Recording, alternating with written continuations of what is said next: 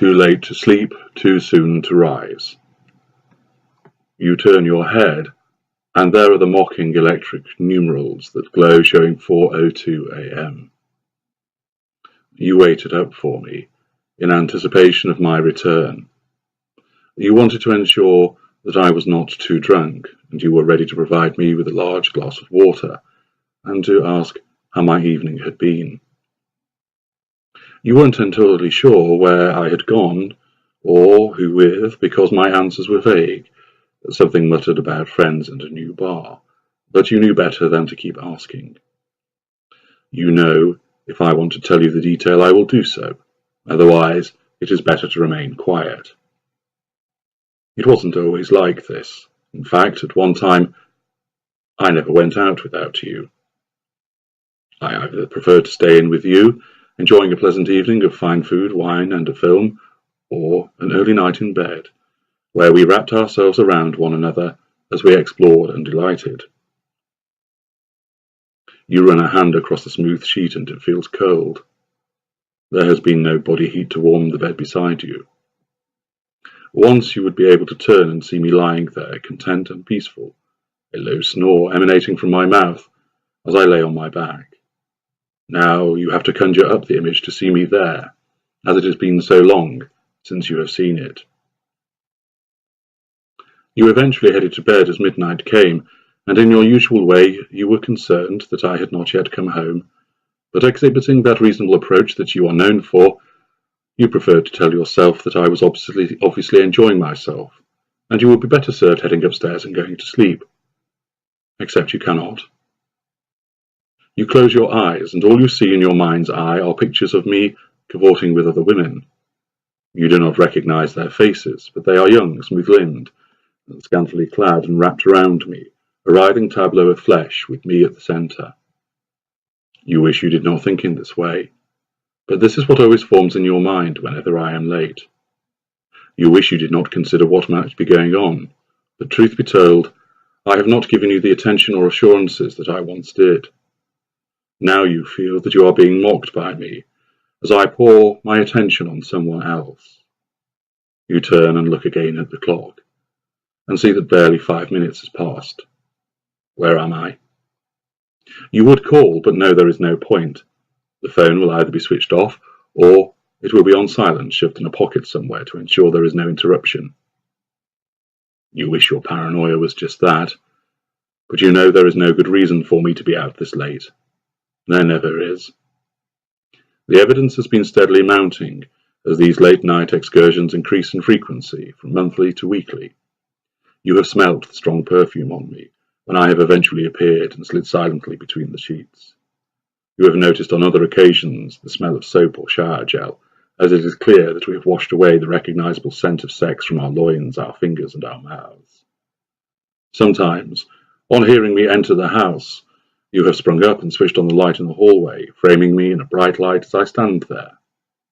You looked over me, and note how we actually look a little too composed, hair smoothed into place, shirt tucked in as if I have prepared how I would look before returning. And that half smirk I always wore, as I looked at you, never helped either. You used to ask the questions. Where have you been? What time do you think this is? What on earth have you been doing? But you were always brushed off.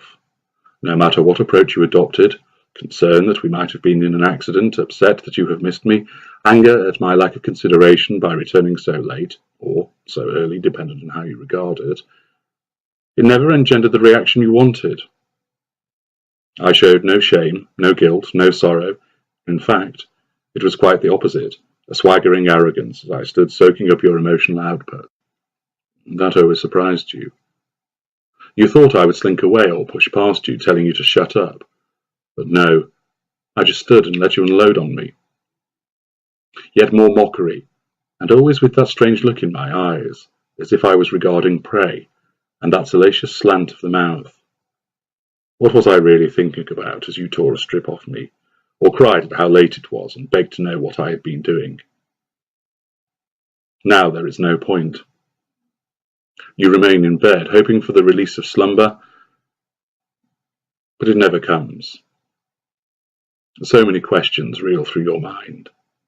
Where am I? Who am I with? Do I kiss her like I used to kiss you? Do I love her? It hurts, but you cannot let go. You want me to explain myself, provide the confirmation to you about my infidelity, and admit the numerous transgressions, but it does not happen. Eventually I appear, sliding in beside you, but always somehow managing to radiate the air of, do not question me. I do as I do. Each time it seems to become later and later, until now it has entered the realm of preventing you from sleeping, but it is never worth rising.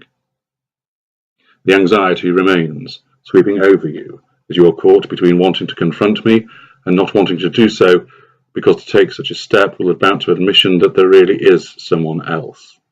For now, you accept the explanations which I offer the next day. Oh, I ran into some friends I had not seen for a while, so it became a late one. Perfume? Yes, there was a lady who I know through work in the bar, and she was wearing a lot of perfume. You can smell soap. Well, I do wash my hands after I've used the bathroom, you know. I lost track of time. I was enjoying myself and wanted to carry on. Is that such a crime? The comments are always made without looking directly at you, but I shoot you a sideways glance as if to check whether you are swallowing my lies. You recognize the signs now, but still you cling to the hope that it is not true, that the lies are truths and that there is nothing to be concerned about. You wish you didn't feel this way, but you still love me and do not want to lose me. You fear the emptiness of a world without me, and so you accept the status of being forgotten about as I embrace the night. You are resigned to your position of remaining awake, fretting and worrying, knowing that you are probably furthest from our minds. You cannot help the way you feel, but sometimes as you lie in the ice-cold bed, the first rind of dawn breaking beyond the blinds, you wish you didn't feel at all. Perhaps then this paralysis would vanish, this existence between something and nothing, the continuance of not quite knowing, but not being ignorant either. That is what pains you the most. This living in between, the surviving in the spaces, residing in the gaps, occupying the hinterland between things. It is draining. If only you could remove your paralysis and reach one place or the other. As it is, you turn and glance at the clock once again and see that it is now too late to sleep and too soon to rise. You are in between, yet again.